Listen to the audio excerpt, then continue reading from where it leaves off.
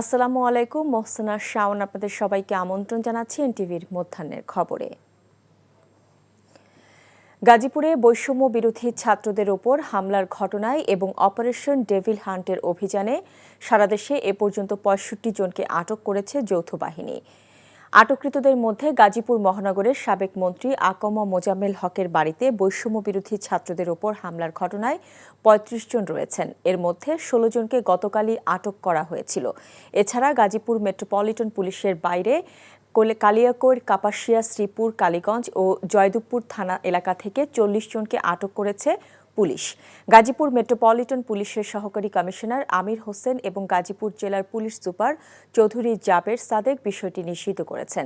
এদিকে বৈষম্য বিরোধী ছাত্রদের ওপর হামলার পর থেকে গ্রেফতার আতঙ্কে সাবেক মন্ত্রী আকম মোজাম্মেলের গ্রামের বাড়ি ধীরাশ্রম এলাকা এখন পুরুষ শূন্য হয়ে পড়েছে। অধিকাংশ বাড়িতে এখন তালা ঝুলছে।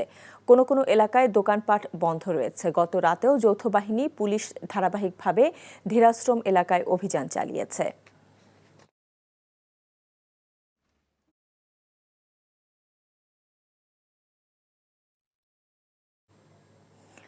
যৌথ বাহিনীর সন্ত্রাস বিরোধী অভিযান অপারেশন ডেভিল হান্টের বিষয়ে জানতে যাচ্ছি গাজীপুরে। সেখানে আছেন আমাদের senior correspondent apple Shahriar. Apple, operation devil hunt নিয়ে গাজীপুর পুলিশ কি কোনো ধরনের কোনো ব্রিফিং করেছেন কিনা আমাদের জানাবেন, আর কি তথ্য আপনার কাছে আছে ওখানকার সেটিও জানাবেন।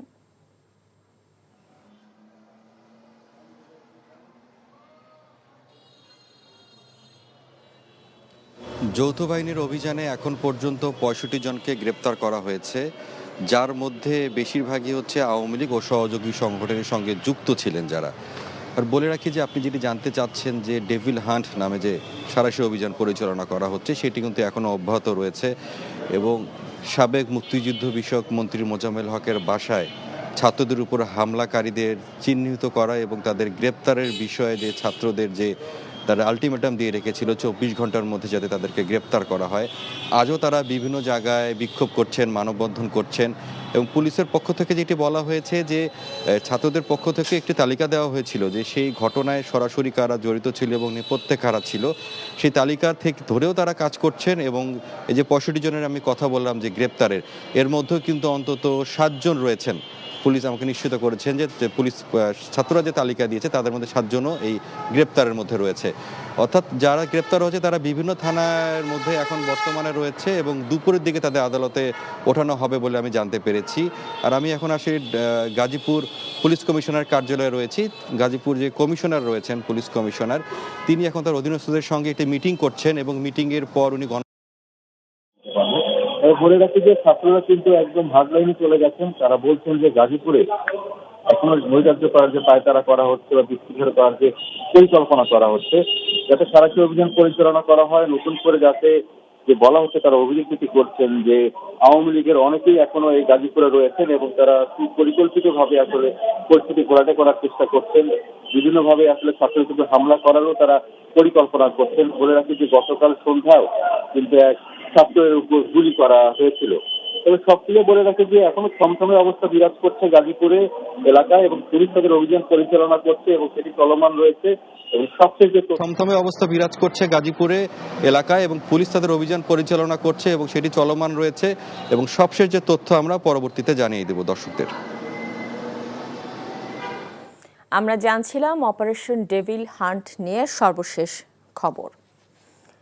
দেশকে অস্থিতিশীলকারী শয়তানদের নির্মূল করা পর্যন্ত যৌথ বাহিনীর অভিযান চলবে বলে জানিয়েছেন স্বরাষ্ট্র উপদেষ্টা লেফটেন্যান্ট জেনারেল অবসরপ্রাপ্ত জাহাঙ্গীর আলম চৌধুরী। রাজধানীর খামারবাড়ির নবনির্মিত মৃত্তিকা ভবন পরিদর্শন শেষে একথা জানান স্বরাষ্ট্র ও কৃষি উপদেষ্টা। অপারেশন ডেভিল হান্ট থেকে কোনো সন্ত্রাসী ছাড় পাবে না বলেও হুঁশিয়ারি দিয়েছেন তিনি। নাজিবুর রহমানের রিপোর্ট। গাজীপুরের ছাত্র জনতার উপর সন্ত্রাসীদের হামলার ঘটনার পরই গাজীপুর সহ সারা দেশে শুরু হয় অপারেশন ডেভিল হান্ট। জড়িতদের গ্রেফতার করতে পুলিশ, র্যাব ও সেনাবাহিনীর সমন্বয়ে চলে ব্যাপক তৎপরতা।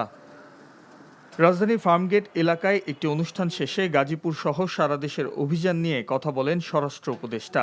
ছাত্র জনতার উপর সশস্ত্র হামলায় জড়িতদের সর্বোচ্চ বিচার করা হবে বলে জানান তিনি। গাজীপুরে যারা এই ঘটনা ঘটাইছে তাদের অনেককেই আমাদের আইনের আওতায় নিয়ে আসা হয়েছে, অনেকে আইনের আওতায় নিয়ে আসা হয়েছে এবং যাদের আইনের আওতায় আনা হয় নাই তাদেরও খুব তাড়াতাড়ি আইনের আওতায় নিয়ে আসা হবে এবং তাদের যেন সর্বোচ্চ শাস্তি হয় এই ব্যবস্থা করা হবে। দেশকে অস্থিতিশীল করা, শয়তানদের নির্মূল করা পর্যন্ত অভিযান চলবে বলেও জানান লেফটেন্যান্ট জেনারেল অবসরপ্রাপ্ত জাহাঙ্গীর আলম চৌধুরী। ডেভিল মানে কি? শয়তানের তো টার্গেট এটাই, যারা দেশকে অস্থিতিশীল করার চেষ্টা করে, এই ক্ষেত্রে যারা আইন অমান্য করে, দুষ্কৃতিকারী এবং সন্ত্রাসী, তারা এইটার টার্গেট। 5 পুলিশ কর্মকর্তাদের গ্রেফতারের বিষয়টি নিশ্চিত করে উপদেষ্টা বলেন, গ্রেফতারের কারণ জানেন দেশবাসী। 5 জন পুলিশ কর্মকর্তা, এটা তো আপনারা সবাই জানেন যে ওটা আপনাদের মিডিয়ায় কিন্তু চলে আসছে, এটা কেন তাদের আটক করা হয়েছে। Najibur Rahman, NTV news, Dhaka. বাংলাদেশে প্রধান নির্বাচন কমিশনার হিসেবে দায়িত্ব পালন করা বিচারপতি মোহাম্মদ আব্দুর রউফ মারা গেছেন। মৃত্যুকালে তার বয়স হয়েছিল 95 বছর। রবিবার সকাল 10টায় তিনি মারা যান বলে জানিয়েছেন তার একান্ত সহকারী মোহাম্মদ তাওহিদ। তিনি জানান, মোহাম্মদ আব্দুর রউফ ঢাকার একটি হাসপাতালে আইসিইউতে চিকিৎসাধীন ছিলেন। সেখানেই তিনি চিকিৎসাধীন অবস্থায় মারা যান। গত 2 মাস ধরে অসুস্থ ছিলেন বিচারপতি আব্দুর রউফ। পরিবারের সিদ্ধান্ত অনুযায়ী ঢাকার আনুষ্ঠানিকতাগুলো করে গ্রামের বাড়ি ময়মনসিংহে ওনাকে দাফন করা হবে বলে জানানো হয়েছে। বাংলাদেশের 5ম সিএসি বিচারপতি মোহাম্মদ আব্দুর রউফ 1990 সালের 25 ডিসেম্বর থেকে 1995 সালের 18 এপ্রিল পর্যন্ত দায়িত্ব পালন করেন। পরে তিনি হাইকোর্ট বিভাগে বিচারক হিসেবে কাজ শুরু করেন এবং 1995 সালের জুনে আপিল বিভাগের বিচারক হিসেবে নিযুক্ত হন। 1999 সালের 1 ফেব্রুয়ারি তিনি অবসরে যান। জাহাঙ্গীরনগর বিশ্ববিদ্যালয়ে আজ থেকে শুরু হলো চলতি শিক্ষাবর্ষে স্নাতক সম্মান প্রথম বর্ষের ভর্তি পরীক্ষা। এবার প্রতিটি আসনের বিপরীতে 145টি আবেদন জমা পড়েছে। পরীক্ষা চলবে আগামী 17 ফেব্রুয়ারি পর্যন্ত। সকালে 5 শিফটে ডি ইউনিটের পরীক্ষা অনুষ্ঠিত হচ্ছে। বিশ্ববিদ্যালয়ের ডেপুটি রেজিস্ট্রার ও কেন্দ্রীয় ভর্তি পরীক্ষা কমিটির সদস্য সচিব সৈয়দ মোহাম্মদ আলী জানান, এবার আবেদন জমা পড়েছে 2,62,450টি। ভর্তি হওয়ার সুযোগ পাবেন 1,814 জন। বিশ্ববিদ্যালয়ে ভর্তি পরীক্ষার কারণে শিক্ষার্থী এবং তাদের অভিভাবকদের বাড়তি চাপে ইতিমধ্যে ঢাকার মহাসড়কে তীব্র যানজটের সৃষ্টি হয়েছে।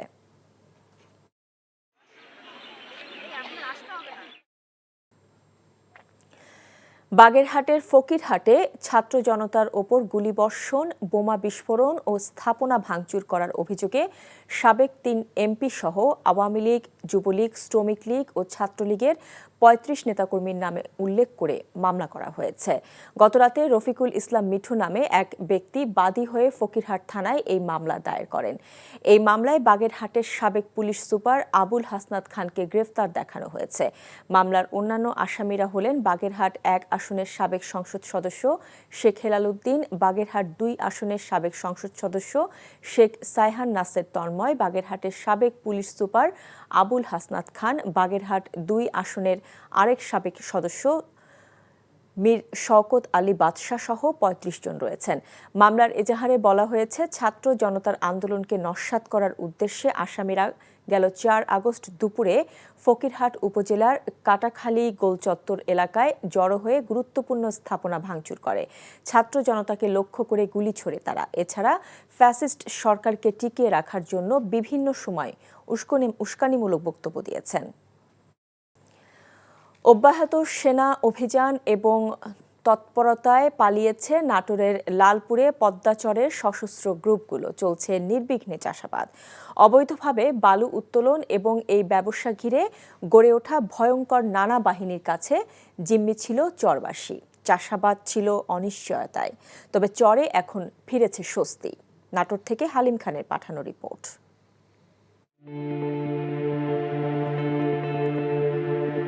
সেই চেনা রূপে দৃষ্টিনন্দন পদ্মাচর, সবুজের সমাহার।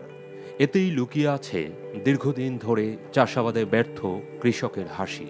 এখানেই অবৈধভাবে বালুত্তোলনের কারণে অব্যাহত ভাঙনে শত শত হেক্টর ফসলি জমি বিলীন হয় নদীগর্ভে।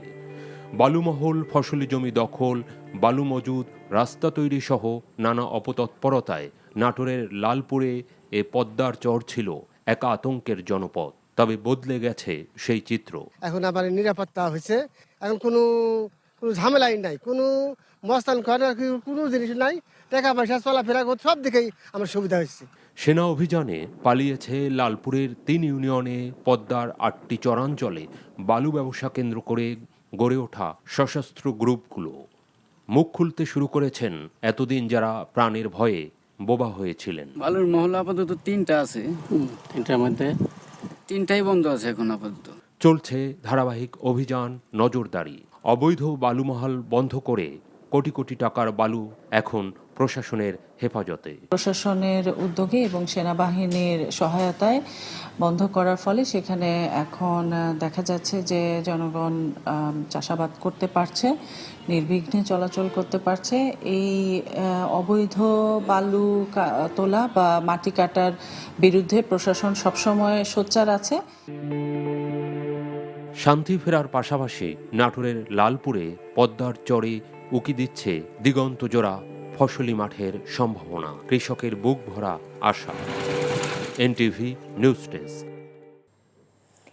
এই ছিল মধ্যাহ্নের খবরে। এই খবরের ভিডিও সহ আপডেট জানতে ভিজিট করুন এনটিভি অনলাইন www.ntvpd.com। এছাড়াও এনটিভি জনপ্রিয় সব অনুষ্ঠান ও খবরের আপডেট জানতে ভিজিট করুন আমাদের ইউটিউব ও ভেরিফাইড ফেসবুক পেজ। 2টায় দুপুরের খবর দেখার আমন্ত্রণ রইল। এতক্ষণ সাথে থাকার জন্য সবাইকে ধন্যবাদ।